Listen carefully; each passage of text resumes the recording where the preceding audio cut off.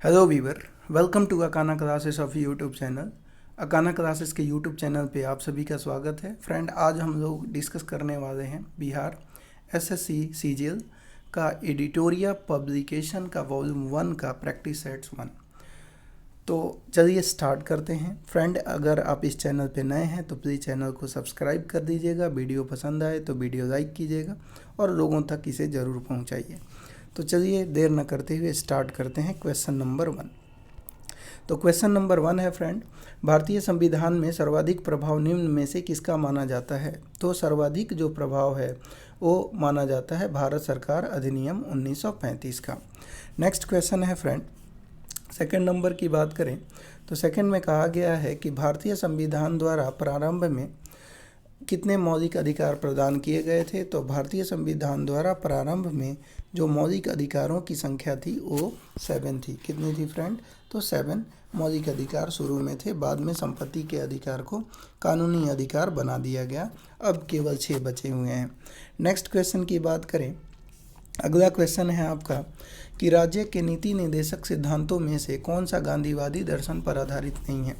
तो गांधीवादी दर्शन पर आधारित जो नीति निर्देशक तत्व सिद्धांत हैं वो है ग्राम एवं पंचायतों का गठन, दूसरा है ग्रामीण उद्योगों को बढ़ावा देना, तीसरा है कृषि एवं पशुपालन। बट अगर मजदूरों का संरक्षण की बात करें तो ये राज्य के नीति निर्देशक सिद्धांतों में नहीं आता है। आगे हम बात करें नेक्स्ट क्वेश्चन की। नेक्स्ट क्वेश्चन है, केंद्र सरकार किसकी सिफारिशों के आधार पर भारत की समेकित निधि से राज्यों को सहायता अनुदान देती है? तो आंसर जो होगा फ्रेंड, केंद्र सरकार किसकी सिफारिशों के आधार पर भारत की समेकित निधि से राज्यों को सहायता अनुदान देती है? तो इसका जो आंसर होगा वो वित्त आयोग की सिफारिश पर। आंसर जो हो जाएगा, केंद्र सरकार जो है वित्त आयोग की सिफारिशों के आधार पर भारत की समेकित निधि से राज्यों को सहायता अनुदान देती है। आगे हम बात करते हैं नेक्स्ट क्वेश्चन की। नेक्स्ट क्वेश्चन है, भारत में अवशिष्ट शक्तियाँ निहित की गई हैं। तो भारत में जो अवशिष्ट शक्तियाँ हैं वो केंद्र सरकार के हाथों में हैं। अगर बोला जाए कि अवशिष्ट शक्तियाँ किसके अंदर हैं तो केंद्र सरकार के हाथों केंद्र सरकार के अंदर है, निहित होती है। आगे हम बात करें कि भारत सरकार का मुख्य कानूनी सलाहकार किसे माना जाता है? तो भारत सरकार का मुख्य कानूनी जो सलाहकार होता है वो भारत का महान्यायवादी, भारत का अटॉर्नी जनरल को कहा जाता है। आगे हम बात करें नेक्स्ट क्वेश्चन की कि भारतीय संविधान के किस अनुच्छेद के अनुसार राज्य विधानसभा परिषद बनाई या समाप्त की जा सकती है? तो भारतीय संविधान का अनुच्छेद 169 169 के तहत जो है वो राज्य विधान परिषद बनाई या समाप्त की जा सकती है। आगे हम बात करें नेक्स्ट की, तो नेक्स्ट हम देखेंगे फ्रेंड, नेक्स्ट है कि भारतीय संविधान के किस भाग में केंद्र शासित प्रदेशों के बारे में बताया गया है? तो केंद्र शासित प्रदेशों के बारे में जो हमारा भाग 8 है, इसमें जो है वो केंद्र शासित प्रदेशों के बारे में बताया गया है। नेक्स्ट क्वेश्चन की बात करते हैं। अगला क्वेश्चन आपका है कि कोका कोला जैसा पेय पदार्थ में किस अम्ल की उपस्थिति के कारण खट्टा स्वाद का अनुभव होता है? तो कोका कोला में जो खट्टा का अनुभव होता है वो फास्फोरिक अम्ल की उपस्थिति के कारण होता है। तो आपका ऑप्शन आंसर जो हो जाएगा वो ए आंसर होगा। नेक्स्ट क्वेश्चन की बात करें कि इलेक्ट्रॉन का एंटी पार्टिकल होता है। तो इलेक्ट्रॉन का एंटी पार्टिकल कौन होता है? तो आंसर हो जाएगा पॉजिट्रॉन। तो इलेक्ट्रॉन का एंटी पार्टिकल फ्रेंड पॉजिट्रॉन होता है। नेक्स्ट हम बात करें, ब्रह्मांड में सर्वाधिक तत्व पाया जाने वाला कौन सा तत्व है? तो ब्रह्मांड में सबसे ज़्यादा पाया जाने वाला तत्व जो है वो आपका हाइड्रोजन है। कौन है? हाइड्रोजन। नेक्स्ट क्वेश्चन की बात करते हैं, स्थिर ताप पर गैस की नियत मात्रा का आयतन उसके दाब के व्युत्क्रमानुपाती होता है। यह नियम बॉयल का नियम है। किसका नियम है फ्रेंड? बॉयल का। तो आंसर जो हो जाएगा वो बॉयल का नियम हो जाएगा। नेक्स्ट क्वेश्चन की तरफ बढ़ते हैं कि धुआं किस प्रकार के विलयन का उदाहरण है? तो धुआं जो होगा वो गैस में, धुआं की बात करें तो धुआं गैस में ठोस के विलयन का उदाहरण है। नेक्स्ट क्वेश्चन आते हैं कि ऑक्सीकरण तथा अवकरण दोनों जैसा आचरण करने वाला पदार्थ निम्न में से कौन सा नहीं है। तो ऑक्सीकरण तथा अवकरण दोनों जैसा आचरण करने वाला पदार्थ निम्न में से कौन सा नहीं है। तो आंसर हो जाएगा फ्रेंड, ये नाइट्रिक अम्ल नहीं है। कौन सा नहीं है? नाइट्रिक अम्ल नहीं है, बल्कि और हाइड्रोजन सल्फाइड, हाइड्रोजन पेरोक्साइड और सल्फर डाइऑक्साइड, ये जो है ऑक्सीकरण अवकरण दोनों जैसा आचरण करने वाले पदार्थ हैं। आगे बढ़ते हैं। नेक्स्ट क्वेश्चन है कि भारत के प्रथम गवर्नर जनरल कौन थे। तो भारत के प्रथम governor general Lord William Bentinck थे। कौन थे? Lord William Bentinck. Next question की बात करते हैं। नेक्स्ट क्वेश्चन है फ्रेंड, नेक्स्ट क्वेश्चन की बात करें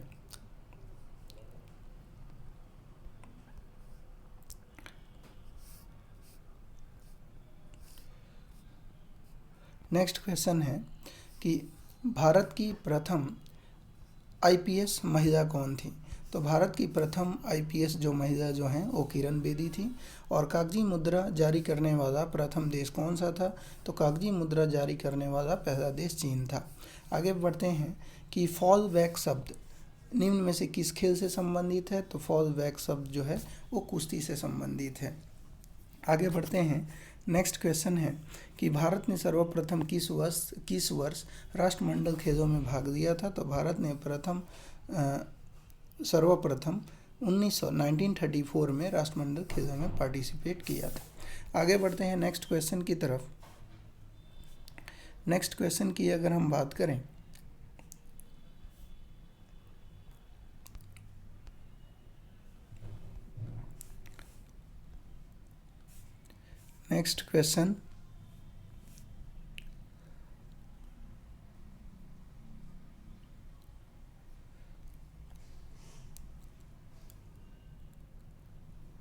नेक्स्ट क्वेश्चन है 45 से फ्रेंड।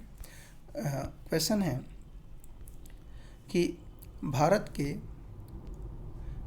के किस राज्य का समुद्री तट सबसे अधिक लंबा है। तो अगर हम बात करें किस राज्य का समुद्री तट सबसे अधिक लंबा है तो आंसर हो जाएगा गुजरात। क्या होगा? गुजरात। गुजरात का समुद्री तट जो है वो सबसे लंबा है। आगे हम बात करते हैं नेक्स्ट क्वेश्चन की। नेक्स्ट क्वेश्चन है निम्नलिखित में से कौन सा सुमेलित नहीं है। तो कौन सा सुमेलित नहीं है? तो इसमें अगर बात करें शिप किला जो दर्रा है वो हिमाचल प्रदेश में है, ये सही है। दूसरा बोमडीला दर्रा, तो ये अरुणाचल प्रदेश में, ये भी सही है। नाथुला दर्रा की बात करें तो ये सिक्किम में है, ये गलत है, ये मेघालय में नहीं है, सिक्किम में है। और जोजिला दर्रा जो है जम्मू कश्मीर में है, तो ये सही है।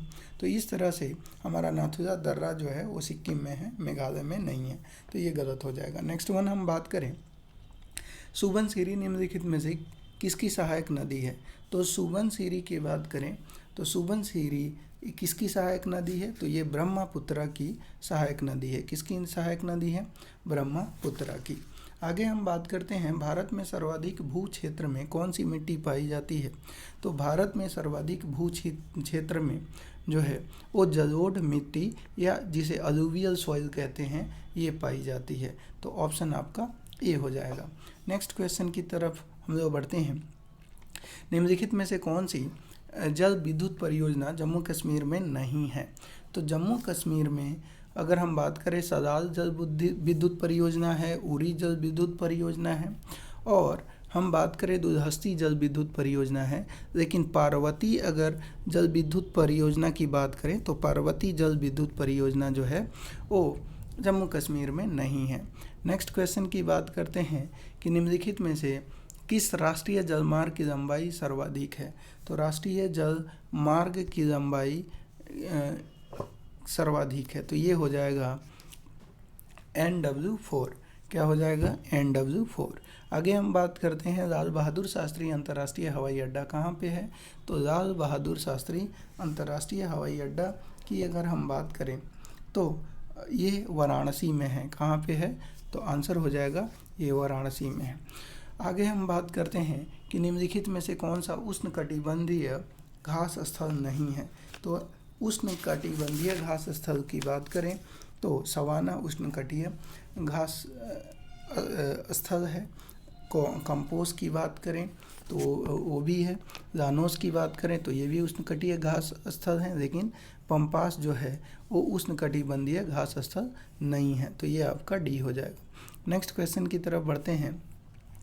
अगला क्वेश्चन है जी कि प्रथम पृथ्वी शिखर सम्मेलन का आयोजन कहाँ किया गया? तो प्रथम पृथ्वी शिखर सम्मेलन का आयोजन जो है वो रियो डी जेनरियो में किया गया था। कहाँ किया गया था? तो रियो डी जेनरियो आपका आंसर हो जाएगा। नेक्स्ट क्वेश्चन है, अगर हम बात करें, अगला है कि राष्ट्रीय पर्यावरण अभियांत्रिकी शोध संस्थान निम्न में से कहाँ अवस्थित है? तो राष्ट्रीय पर्यावरण अभियांत्रिकी शोध संस्थान जो है वो नागपुर में स्थित है। कहाँ पे स्थित है फ्रेंड? तो नागपुर में स्थित है। आगे हम बात करते हैं नेक्स्ट की, तो अगला है पर्यावरण संरक्षण के लिए ग्रीन आर्मी कहाँ प्रारंभ किया गया था? तो पर्यावरण संरक्षण के लिए जो ग्रीन आर्मी जो है वो ऑस्ट्रेलिया में प्रारंभ किया गया था। कहाँ किया गया था? ऑस्ट्रेलिया में। आगे हम बात करते हैं नेक्स्ट की, तो अगला है कि समुद्री वातावरण में मुख्य प्राथमिक उत्पादक होते हैं। तो समुद्री वातावरण में मुख्य प्राथमिक जो उत्पादक होते हैं वो कौन से होते हैं? तो ये हो जाएंगे फाइटोप्लैंक्टॉन्स जो होते हैं ये समुद्री वातावरण में मुख्य प्राथमिक उत्पादक होते हैं। आगे हम बढ़ते हैं। मॉन्ट्रियल प्रोटोकॉल निम्न में से किससे संबंधित है? तो मॉन्ट्रियल जो प्रोटोकॉल है वो आपका, अगर हम बात करें तो ग्लोबल वार्मिंग से रिलेटेड है, ग्लोबल वार्मिंग से संबंधित है। नेक्स्ट क्वेश्चन है, निम्नलिखित में से कौन सी सभ्यता अपने नगर नियोजन के लिए प्रसिद्ध थी? तो कौन सी सभ्यता अपने नगर नियोजन के लिए प्रसिद्ध थी? तो आपका हो जाएगा इंडस वैली सिविलाइजेशन, यानी सिंधु घाटी सभ्यता जो थी वो अपने नगर नियोजन के लिए प्रसिद्ध थी। आगे बढ़ते हैं। 59 की बात करें तो प्राचीन भारत में प्रसिद्ध शासक जिसने अपने जीवन के अंतिम दिनों में जैन धर्म को अपनाया था वो कौन था?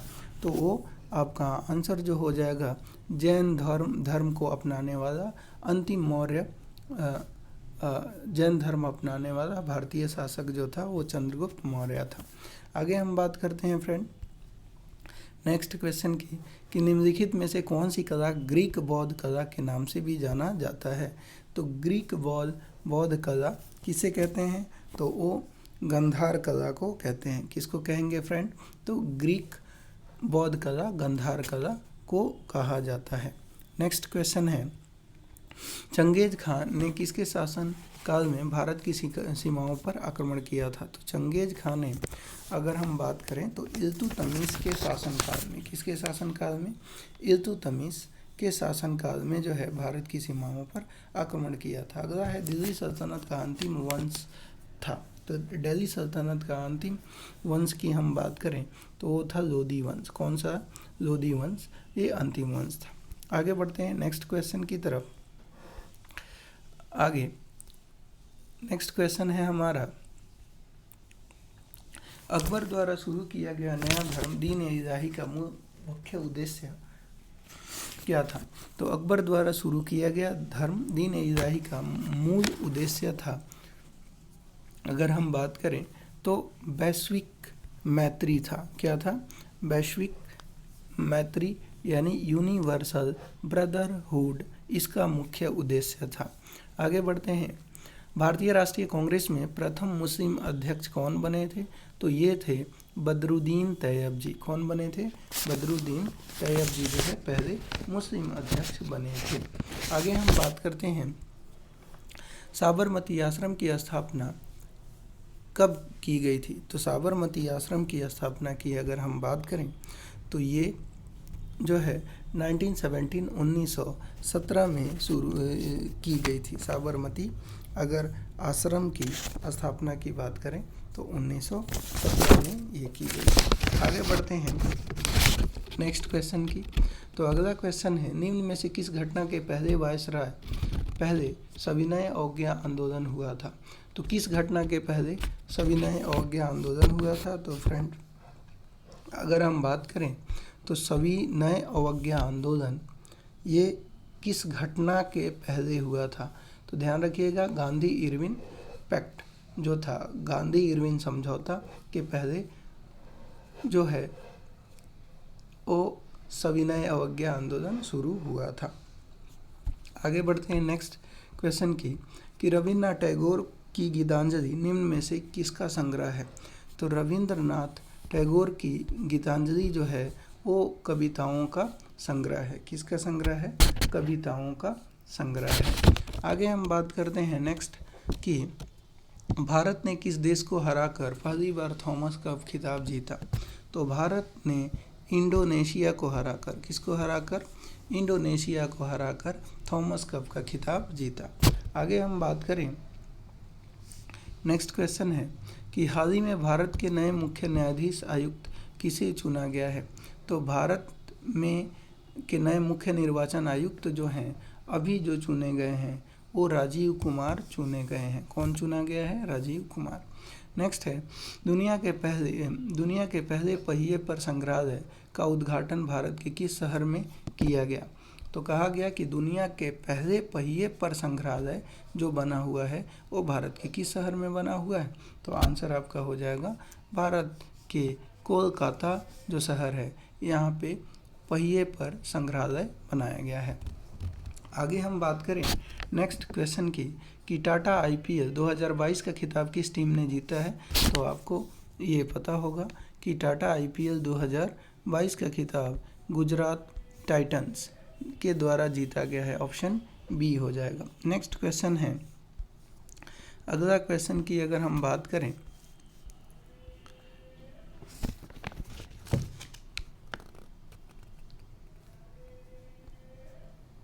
नेक्स्ट क्वेश्चन है कि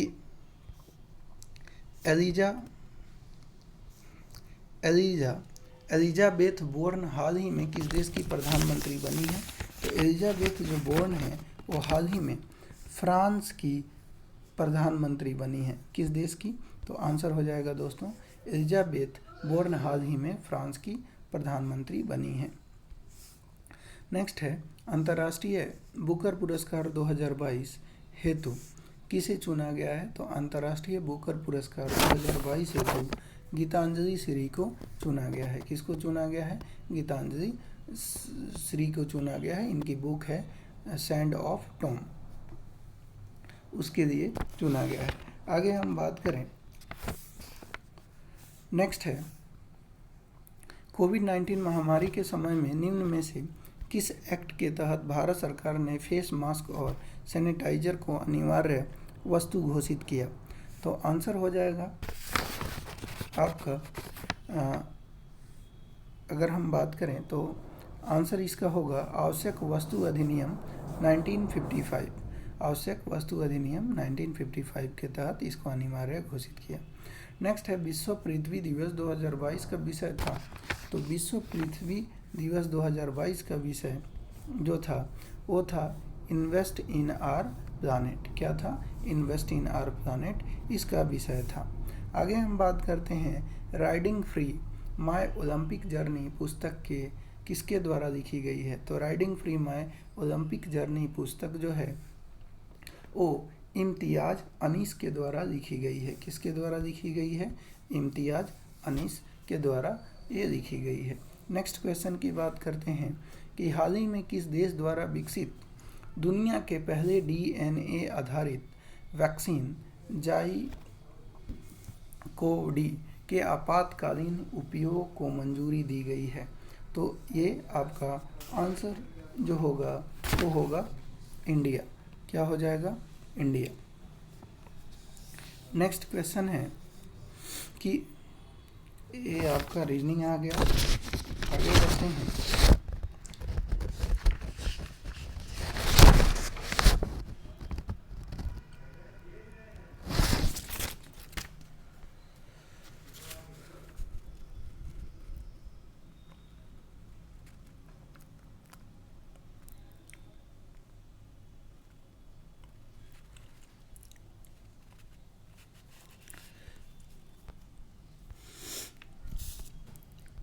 नेक्स्ट क्वेश्चन है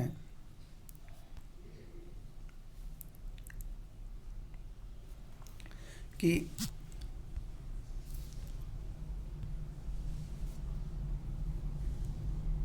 नेक्स्ट क्वेश्चन है फ्रेंड कि निम्नलिखित में से कौन सा कोशिकांग पादप कोशिका में पाया जाता है किंतु जंतु कोशिका में नहीं पाया जाता।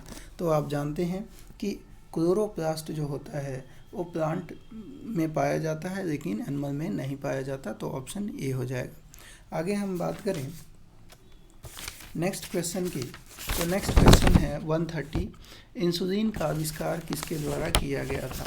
तो इंसुलिन का अगर आविष्कार की बात करें तो इंसुलिन का आविष्कार जो है वो किया गया था एडवर्ड जेनर के द्वारा। किसके द्वारा फ्रेंड? तो इंसुलिन का आविष्कार जो है वो आपका एडवर्ड जेनर के द्वारा किया गया था। आगे हम बात करें नेक्स्ट की, माफ़ कीजिएगा फ्रेंड, इंसुलिन का जो आविष्कार जो है वो बेटिंग एंड बेस्ट के द्वारा किया गया था। आगे हम बढ़ते हैं नेक्स्ट क्वेश्चन को देखते हैं।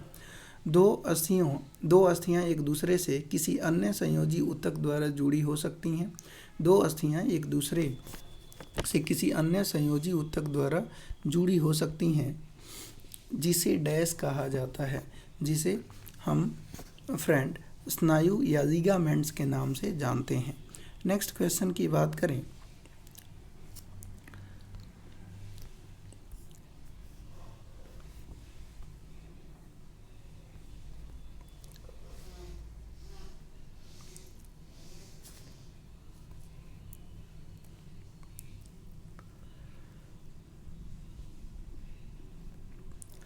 नेक्स्ट क्वेश्चन है कि निम्न में से कौन सा सही सुमेलित नहीं है।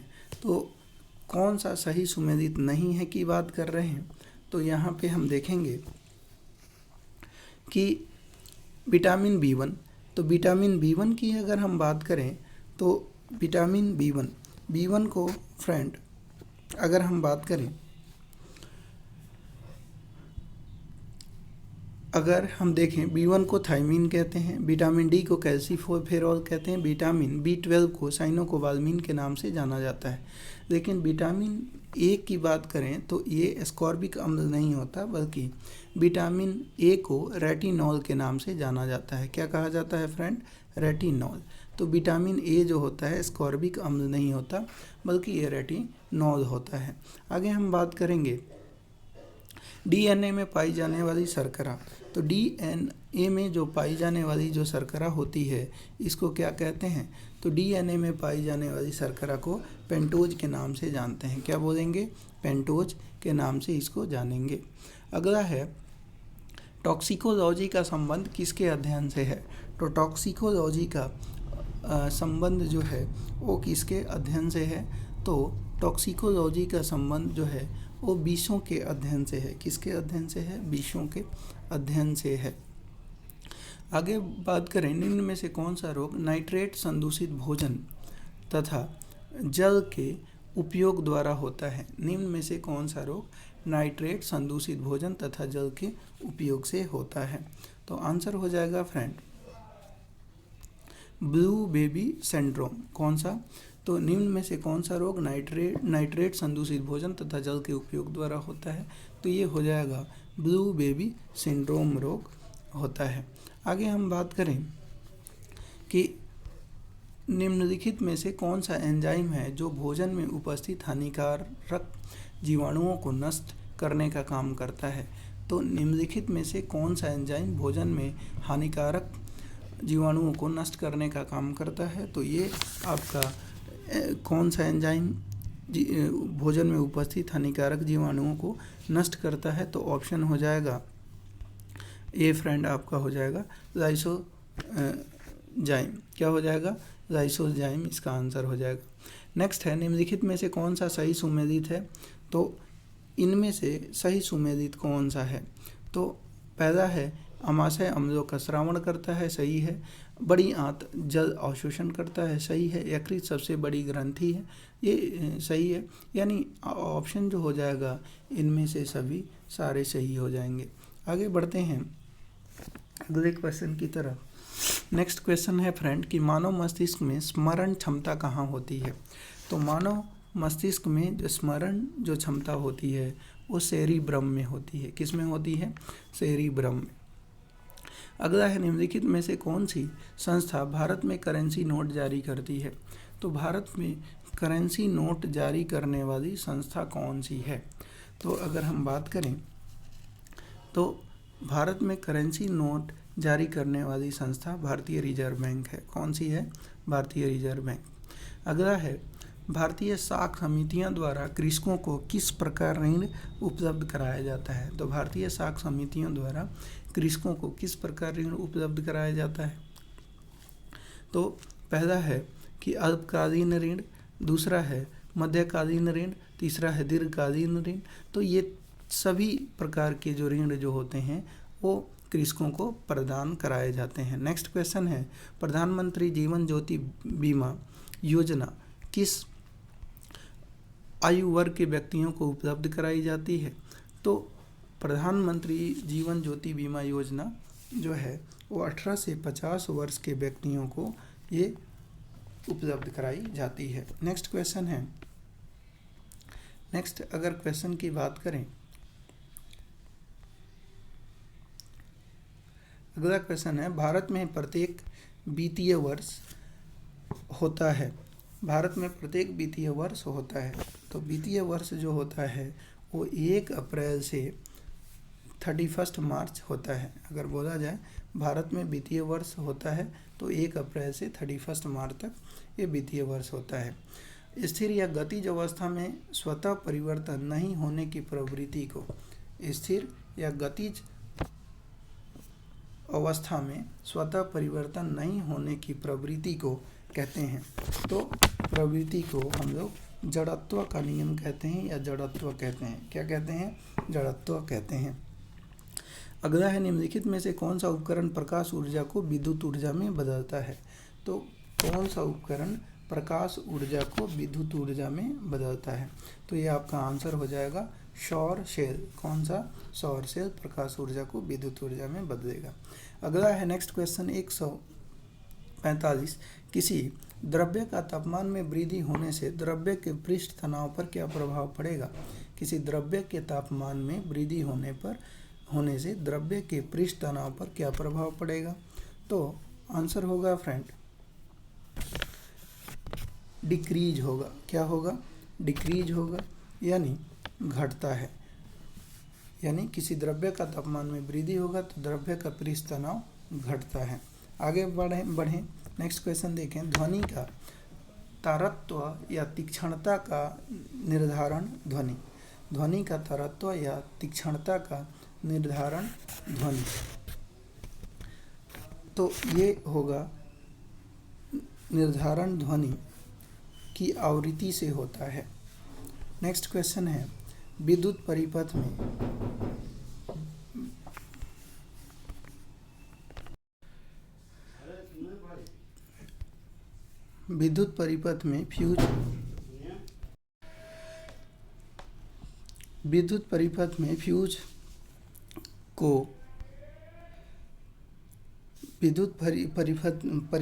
फ्यूज को गर्म तार स्लैश जीवित तार में लगाया जाता है, उदासीन तार में लगाया जाता है, भू संपर्क तार में लगाया जाता है, ए एवं बी दोनों। तो आंसर जो होगा वो विद्युत परिपथ में फ्यूज तार को गर्म तार या जीवित तार में लगाया जाता है। तो ऑप्शन कौन सा हो जाएगा? आपका ऑप्शन जो होगा वो ए आंसर होगा। क्या होगा? ए आंसर होगा। आगे बढ़ते हैं नेक्स्ट क्वेश्चन की तरफ। लोकलांसे शब्द में प्रयुक्त विद्युत अपघट्य है। तो लोकलांसे जो शब्द में प्रयुक्त विद्युत अपघट्य है, क्या अपघट्य है? तो बी हो जाएगा अमोनियम क्लोराइड। क्या हो जाएगा? अमोनियम क्लोराइड आंसर हो जाएगा। नेक्स्ट क्वेश्चन है किस स्वच्छ जल वाले तालाब की आभासी गहराई किस स्वच्छ जल वाले तालाब की आभासी गहराई वास्तविक गहराई से कम दिखती है? इसका कारण है। तो इसका कारण क्या है फ्रेंड? तो इसका कारण जो होगा वो परावर्तन की वजह से कोई स्वच्छ जल वाला तालाब की आभासी गहराई वास्तविक गहराई से कम दिखती है। आगे हम बात करें निम्नलिखित में से किस रंग / वर्ण का अपवर्तनांक सबसे अधिक होता है? तो किसका अपवर्तनांक सबसे अधिक होता है? तो आपका बैंगनी का अपवर्तनांक सबसे अधिक होता है।